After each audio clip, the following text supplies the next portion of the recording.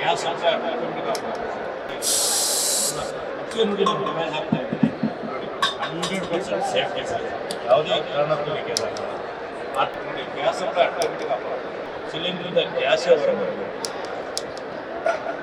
ಹೆಣ್ಮಕ್ಳು ಎಲ್ಲರಿಗೂ ಒಂದು ಭಯ ಇರುತ್ತೆ, ಅದು ಗ್ಯಾಸ್ ಸಿಲಿಂಡರ್ ಭಯ. ಇನ್ನೊಂದು ಟೆನ್ಷನ್ ಕೂಡ ಇರುತ್ತೆ, ಗ್ಯಾಸನ್ನು ಆಫ್ ಮಾಡಿದೀವೋ ಅಥವಾ ಆನಲ್ಲೇ ಇದೆಯೋ, ಎಲ್ಲಾದರೂ ಹೊರಗಡೆ ಹೋದ್ರೂ ಸಾಕು ಈ ಒಂದು ಟೆನ್ಷನ್ ಅವ್ರನ್ನ ಹೊತ್ಕೊಂಡೇ ಹೋಗಿರ್ತಾರೆ. ಒಂದು ಫಂಕ್ಷನ್ ಅಟೆಂಡ್ ಮಾಡ್ತಾ ಇದ್ರು ಕೂಡ ಅಯ್ಯೋ ಮನೇಲಿ ಗ್ಯಾಸ್ ಆಫ್ ಮಾಡಿದೀನೋ ಇಲ್ವೋ, ಏನಾದರೂ ಸಮಸ್ಯೆ ಆಗ್ಬೋದು ಅನ್ನುವ ಟೆನ್ಷನ್ ಇದ್ದೇ ಇರುತ್ತೆ. ಜೊತೆಗೆ ನಾರ್ಮಲ್ ಆಗಿ ಹೆಣ್ಮಕ್ಳು ಈ ಒಂದು ಗ್ಯಾಸ್ನಿಂದ ದೂರ ಇರೋದಕ್ಕೆ ಇಷ್ಟಪಡ್ತಾರೆ. ಪ್ರತಿನಿತ್ಯ ಅಡುಗೆ ಮಾಡ್ತಿದ್ರು ಕೂಡ ಗ್ಯಾಸ್ನಿಂದ ದೂರ ಇರೋದಕ್ಕೆ ಇಷ್ಟಪಡ್ತಾರೆ.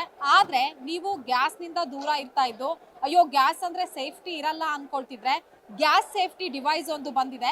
ಸೊ ನಿಮ್ಮನೆ ಸಿಲಿಂಡ್ರಿಗೆ ಏನಾದರೂ ನೀವೊಂದು ಡಿವೈಸನ್ನು ಅಳವಡಿಸ್ಕೊಂಡ್ರೆ ಯಾವುದೇ ರೀತಿಯಾದಂತಹ ಸೋರಿಕೆ ಆಗೋದನ್ನ ಇದು ತಡೆಗಟ್ಟಬಹುದಾಗಿದೆ. ನೀವು ಎಲ್ಲರ ಮನೆಯಲ್ಲೂ ಕೂಡ ಒಂದು ಸಿಲಿಂಡರ್ ಇರುತ್ತೆ. ನಾರ್ಮಲ್ ಆಗಿ ನಾವೇನು ಮಾಡ್ತೀವಿ ಅಂದರೆ ರೆಗ್ಯುಲೇಟರ್ಗಳನ್ನು ಹಾಕ್ಬಿಟ್ಟು ಒಂದು ಸ್ಟವ್ ಇರುತ್ತೆ, ಅದಕ್ಕೆ ಕನೆಕ್ಷನ್ ಮಾಡಿರ್ತೀವಿ. ಆದರೆ ಈ ಒಂದು ಡಿವೈಸ್ ಏನಿದೆ, ಈ ಒಂದು ಡಿವೈಸನ್ನು ಹಾಕಿದಂತಹ ಸಂದರ್ಭದಲ್ಲಿ ಏನು ನಾವು ಈ ಒಂದು ಸಿಲಿಂಡರ್ ಇರುತ್ತೆ, ಅದಕ್ಕೆ ಈ ಒಂದು ಡಿವೈಸನ್ನು ಫಿಕ್ಸ್ ಮಾಡಿ ಆ ಬಳಿಕ ರೆಗ್ಯುಲೇಟರ್ ಇಂದ ಗ್ಯಾಸ್ ಕನೆಕ್ಷನ್ ಅನ್ನ ತೆಗೆದುಕೊಂಡಂತಹ ಸಂದರ್ಭದಲ್ಲಿ ಗ್ಯಾಸ್ ಏನಾದರೂ ಸೋರಿಕೆ ಆಗ್ತಿದ್ರೆ ಅದನ್ನು ಕೂಡ ತಡೆಗಟ್ಟಬಹುದು. ಜೊತೆಗೆ ನೀವು ಏನು ರೆಗ್ಯುಲೇಟರ್ನ ಬೆಳಗ್ಗೆ ಸಂಜೆ ಆನು ಆಫ್ ಮಾಡ್ತಾ ಇರ್ತೀರಾ, ಸೊ ಅದು ಕೂಡ ಮಾಡೋ ಅವಶ್ಯಕತೆ ಇರಲ್ಲ. ಜೊತೆಗೆ ಈ ಒಂದು ಪೈಪ್ ಏನಿರುತ್ತೆ, ಸೊ ಇದು ಕೂಡ ಎಲ್ಲಾದ್ರೂ ಲೀಕೇಜ್ ಆಗ್ತಿದ್ರೆ ಅಥವಾ ಕಟ್ ಆಗ್ತಾ ಇದ್ರೆ ಇದು ಆಟೋಮೆಟಿಕ್ ಆಗಿ ಆಫ್ ಆಗುತ್ತೆ. ಹಾಗಾದ್ರೆ ಈ ಡಿವೈಸ್ ಅಂದ್ರೆ ಏನು, ಇದ್ರ ಪ್ರೈಸ್ ಎಷ್ಟಾಗತ್ತೆ, ಸೊ ಇದು ಹೇಗೆ ಕಾರ್ಯನಿರ್ವಹಿಸುತ್ತೆ, ಇದೆಲ್ಲದ್ರ ಬಗ್ಗೆ ಮಾತಾಡೋದಕ್ಕೆ ಈ ಒಂದು ಏನು ಗ್ಯಾಸ್ ಸೇಫ್ ಇಂಡಿಯಾದ ಏನು ಮಾಲೀಕರಾಗಿರುವಂತಹ ಮ್ಯಾನೇಜರ್ ಆಗಿರುವಂತಹ ಕರುಣಾಕರ್ ಅವರು ನನ್ನ ಜೊತೆಗಿದ್ದಾರೆ. ಸೊ ನಾನು ಅವ್ರನ್ನ ಮಾತಾಡಿಸ್ತಾ ಹೋಗ್ತೀನಿ. ಸರ್, ಎಲ್ರಿಗೂ ಸಿಲಿಂಡರ್ ಅಂದ್ರೆ ತುಂಬಾನೇ ಭಯ ಇರುತ್ತೆ.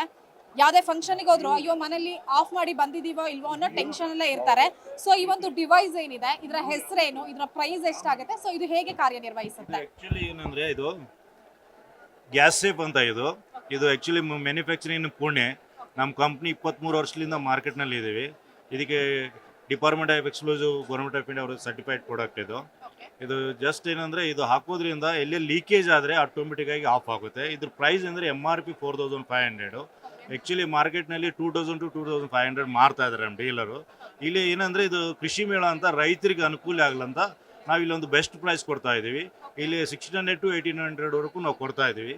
ಹೌದೇ ಸರ್, ಇದು ಎಷ್ಟು ದಿನ ನಾವು ಅಂದ್ರೆ ಯೂಸ್ ಮಾಡಬಹುದು? ಈ ಒಂದು ಡಿವೈಸ್ ನ ಪರ್ಚೇಸ್ ಮಾಡಿದ್ರೆ ಎಷ್ಟು ವರ್ಷದವರೆಗೆ ಯೂಸ್ ಮಾಡಬಹುದು? ಮತ್ತೆ ಏನಾದ್ರೂ ವಾರಂಟಿ ಆ ತರ ಏನಾದ್ರೂ ಗ್ಯಾರಂಟಿ ಇದೆ? ಇದು 3 years ರಿಪ್ಲೇಸ್ಮೆಂಟ್ ವಾರಂಟಿ ಇದೆ. ಇದು ರಿಪೇರಿ ಮಾಡ್ಲಿಕ್ಕೆ ಬರಲ್ಲ. 3 years ಅಲ್ಲಿ ಏನಾದರೂ ಆದರೆ ಕಂಪ್ನಿ ಫ್ರೀ ರಿಪ್ಲೇಸ್ಮೆಂಟ್ ಕೊಡುತ್ತೆ. ಇದ್ರ ಲೈಫ್ ಈಸ್ 30 years, 30 ವರ್ಷ ಲೈಫ್ ಬರುತ್ತೆ. ಇದು ಯಾವುದೇ ರೀತಿಯಾದಂಥ ಡ್ಯಾಮೇಜ್ ಅದು ಆಗಲ್ಲ. ಅದು ಬೈ ಚಾನ್ಸ್ ಆದರೆ 3 ವರ್ಷಗಳಿಗೆ ಏನೇ ಆದರೂ ಪೀಸ್ ಟು ಪೀಸ್ ರಿಪ್ಲೇಸ್ಮೆಂಟ್ ಸಿಗುತ್ತೆ. ಆನ್ ಇದೆ, ಒಂದ್ಸರಿ ಈಗ ಪೈಪ್ ಹೊರಗಡೆ ಬರುತ್ತೆ ನೋಡಿ, ಎಣ್ಣೆ ಜಿಟಿ ಲೂಸ್ ಆಗಿ ಹೊರಗಡೆ ಬರುತ್ತೆ. ಅದರ ಆನ್ ಸಿಸ್ಟಮ್ ಅಲ್ಲಿ ಪೈಪ್ ಏನಾದರೂ ಇದು ಹೊರಗಡೆ ಬಂದರೆ ನೋಡಿ ಗ್ಯಾಸ್ ಸಪ್ಲೈ ಆಟೋಮೆಟಿಕ್ ಆಫ್ ಆಗುತ್ತೆ. ಅಷ್ಟೇ ಅಲ್ಲ, ನಾವು ಯೂಸ್ ಮಾಡ್ತಾ ಪೈಪಲ್ಲಿ ರಿಂಕಲ್ಸ್ ಬರ್ತೀವಿ ನೋಡಿ, ರಿಂಕಲ್ಸ್ ಬರ್ಬೋದು, ಇಲಿ ಕಚ್ಬೋದು. ಅದರ ಆನ್ ಸಿಸ್ಟಮ್ ಅಲ್ಲಿ ಪೈಪಲ್ಲಿ ಏನಾದರೂ ಈ ಥರ ಲೀಕೇಜಸ್ ಅಂದರೆ ನೋಡಿ ಗ್ಯಾಸ್ ಸಪ್ಲೈ ಆಟೋಮೆಟಿಕ್ ಆಫ್ ಆಗುತ್ತೆ. ಈಗ ಪೈಪ್ ಲೀಕೇಜ್ ನೋಡಿದ್ರೆ ಒಂದ್ಸಲ ರೆಗ್ಯುಲೇಟರ್ ಲೀಕೇಜ್ ಆಗ್ಬೋದು, ರೆಗ್ಯುಲೇಟರ್ ಫೇಲ್ಯೂರ್ ಆಗ್ಬೋದು. ನೋಡಿ ಆನ್ ಸಿಸ್ಟಮಲ್ಲಿ ನಾನು ರೆಗ್ಯುಲೇಟರ್ ಹೊರಗಡೆ ತೆಗಿತಾ ಇದ್ದೀನಿ ನೋಡಿ, ಸಿಲಿಂಡ್ರಿಂದ ಗ್ಯಾಸೇ ಹೊರಬರ್ತದೆ. ಎಲ್ಲಕ್ಕಿಂತ ಮುಖ್ಯವಾಗಿ ಸಿಲಿಂಡರ್ ಒಂದು ರಬ್ಬರ್ ವಾಯ್ಸರ್ ಬರ್ತದೆ ನೋಡಿ. ಈ ವಾಯ್ಸರ್ದು ಭಾಳಷ್ಟು ಲೀಕೇಜ್ ಆಗ್ತಾ ಇರ್ತದೆ. ನೀವು ರೆಗ್ಯುಲೇಟರ್ ಹಾಕಿದ ತಕ್ಷಣ ಸ್ಮೆಲ್ ಬರೋದು, ಲೀಕೇಜ್ ಆಗೋದು ಆಗ್ತಾ ಇರ್ತದೆ ನೋಡಿ. ನಾವು ವಾಯ್ಸರ್ನ ಹೊರಗಡೆ ತೆಗಿತೀನಿ. ಆ ಟೈಮಲ್ಲಿ ನಾವು ನಾರ್ಮಲ್ ರೆಗ್ಯುಲೇಟರ್ ಹಾಕಿದ್ರೆ ನೋಡಿ ಈ ಥರ ಲೀಕೇಜ್ ಆಗ್ತಾ ಇದೆ. ಮುಖ್ಯ ನೋಡಿ ನಮ್ಮ ಡಿವೈಸ್ ಹಾಕ್ತಾ ಇದ್ದೀನಿ ನೋಡಿ 100% ಸೇಫ್ಟಿ ಸರ್. ಯಾವುದೇ ಕಾರಣಕ್ಕೂ ಲೀಕೇಜ್ ಆಗಲ್ಲ. ಆ ಟೈಮಲ್ಲಿ ನೋಡಿ ನಾರ್ಮಲ್ ರೆಗ್ಯುಲೇಟರ್ ನಮ್ಮ ಡಿವೈಸ್ ಇದ್ದಾಗ ವಿತೌಟ್ ವಾಯ್ಸರ್, ಸಿಲಿಂಡರ್ ವಾಯ್ಸರೇ ಇಲ್ಲ, ನೀವು ಒಲೆ ಸ್ಟಾರ್ಟ್ ಮಾಡಿ ಅಡುಗೆನೂ ಮಾಡ್ಕೋಬೋದು. ಆ ಟೈಮಲ್ಲಿ ನಾವು ಪೈಪಿನಿಂದ ರಿಮೂವ್ ಆಯಿತು, ಕಟ್ ಆಯಿತು, ಹೋಲ್ ಆಯಿತು ನೋಡಿ ಗ್ಯಾಸ್ ಆಟೋಮೆಟಿಕ್ ಆಗೋದು. ಇದು 3 ವರ್ಷ ರಿಪ್ಲೇಸ್ಮೆಂಟ್ ವಾರಂಟಿ ಇದೆ, 30 ವರ್ಷ ಲೈಫ್ ಇದೆ. 3 ವರ್ಷದಲ್ಲಿ ಏನಾದರೂ ಪ್ರಾಬ್ಲಮ್ ಆದರೆ ನಿಮಗೆ ಪೀಸ್ ಟು ಪೀಸ್ ರಿಪ್ಲೇಸ್ಮೆಂಟ್ ಸಿಗುತ್ತೆ. ನಿಮ್ಮ ಮನೇಲಿ ಒಂದು HP ಇಂಡಿಯನ್ ಭಾರತ್ 3 ಸಿಲಿಂಡರ್ ಹಾಕೋಬೋದು. ಸಿಲಿಂಡರ್ ಏನಾದರೂ ಎಕ್ಸ್ಟೆನ್ಸ್ ಆದರೆ ಇದಕ್ಕೆ 15 ಕೋಟಿ ರೂಪಾಯಿ ಇನ್ಸೂರೆನ್ಸ್ ಕವರೇಜ್ ಇದೆ. ಇದು ಮೀಟ್ರ್ ಇದೆ ನೋಡಿ, ಸಿಲಿಂಡರ್ ಎಷ್ಟು ಗ್ಯಾಸ್ ಇದೆ ಎಷ್ಟು ಎಲ್ಲ ಗೊತ್ತಾಗುತ್ತೆ. ಇದೇ ಬಗ್ಗೆ ರೊಟೇಟ್ ಆಗ್ತಾ ಇರ್ತದೆ. ಜಸ್ಟ್ ಈ ಪೋರ್ಷನಲ್ಲಿ ಹೋಗ್ಬೇಕು, ಫುಲ್ಲಿದ್ರೆ ಮೇಲೆ ಬರುತ್ತೆ, ಖಾಲಿ ಆಗ್ತದೆ ಕಡೆ ಬರ್ತಾ ಇರ್ತದೆ.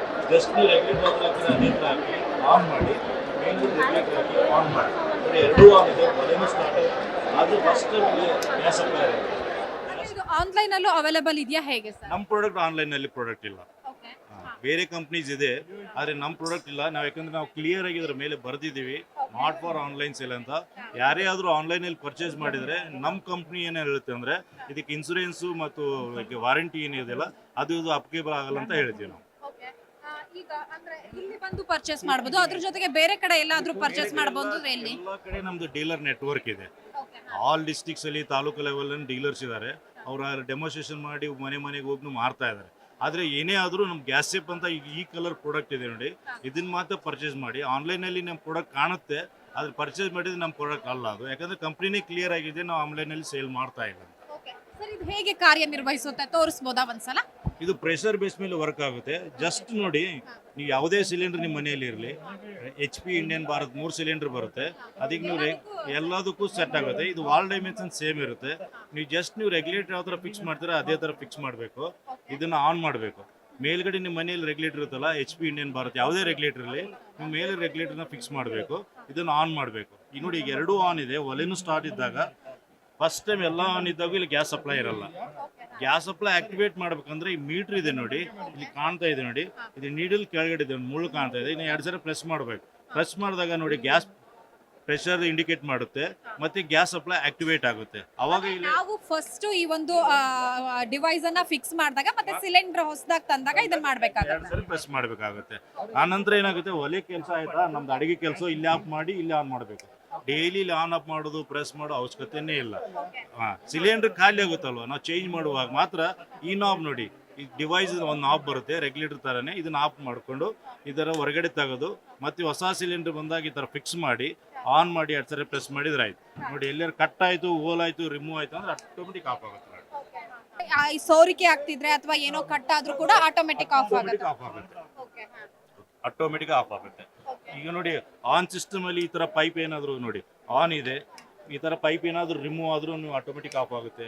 ಅಥವಾ ಪೈಪಲ್ಲಿ ಏನಾದ್ರು ಯೂಸ್ ಮಾಡ್ತಾ ಮಾಡ್ತಾ ಪೈಪ್ ಒಂದು ಲೈಫ್ ಇರುತ್ತೆ, ಅದಕ್ಕಿಂತ ನಾವು ಹೆಚ್ಚಿಗೆ ಯೂಸ್ ಮಾಡಿದಾಗ ಪೈಪಲ್ಲಿ ರಿಂಕಲ್ಸ್ ಬರೋದು, ಇಲಿ ಕಚ್ಚೋದು ಆ ಥರ ಆಗುತ್ತೆ. ಅದರ ಆನ್ ಸಿಸ್ಟಮ್ನಲ್ಲಿ ಪೈಪಲ್ಲಿ ನೋಡಿ ಈ ಥರ ಏನಾದರೂ ಲೀಕೇಜಸ್ ಆದರೆ ನೋಡಿ ಆಟೋಮೆಟಿಕ್ ಆಫ್ ಆಗುತ್ತೆ. ನೋಡಿ ನೋಡಿ ಓಕೆ. ನೋಡಿದ್ರಲ್ಲ ವೀಕ್ಷಕರೇ, ನಿಮ್ಗೂ ಏನಾದ್ರು ಗ್ಯಾಸ್ ಅನ್ನ ಆಫ್ ಮಾಡಿದೀವೋ ಅಥವಾ ಆನ್ ಅಲ್ಲಿ ಇಟ್ಟಿದೀವೋ ಅನ್ನೋ ಕನ್ಫ್ಯೂಷನ್ ಇದ್ರೆ ಅಥವಾ ಗ್ಯಾಸ್ ಬಗ್ಗೆ ಸಿಲಿಂಡರ್ ಬಗ್ಗೆ ಭಯ ಇದ್ರೆ ಈ ಒಂದು ಡಿವೈಸ್ ಅನ್ನ ನಿಮ್ಮ ಸಿಲಿಂಡರ್ಗೆ ಫಿಕ್ಸ್ ಮಾಡ್ಕೋಬಹುದು. ಸೊ ಇದು ಆಟೋಮೆಟಿಕ್ ಆಗಿ ಏನು ಆಫ್ ಆಗುತ್ತೆ. ಸೊ ಹಾಗಾಗಿ ಯಾವುದೇ ರೀತಿಯಾದಂತಹ ಸಮಸ್ಯೆ ಆಗೋದಿಲ್ಲ. ಸೊ ಹಾಗಾಗಿ ನಿಮ್ಗೂ ಏನಾದ್ರೂ ಬೇಕು ಅಂದ್ರೆ ಇದನ್ನ ಪರ್ಚೇಸ್ ಮಾಡಬಹುದು. ಇದು ಕೂಡ ಕೃಷಿ ಮೇಳದಲ್ಲಿ ಲಭ್ಯವಿದೆ. ವಿಡಿಯೋ ಜರ್ನಲಿಸ್ಟ್ ಉಲ್ಲಾಸ್ ಜೊತೆ ವೀಣಾ ಸಿದ್ದಾಪುರ್, ಕರ್ನಾಟಕ ಟಿವಿ, ಬೆಂಗಳೂರು.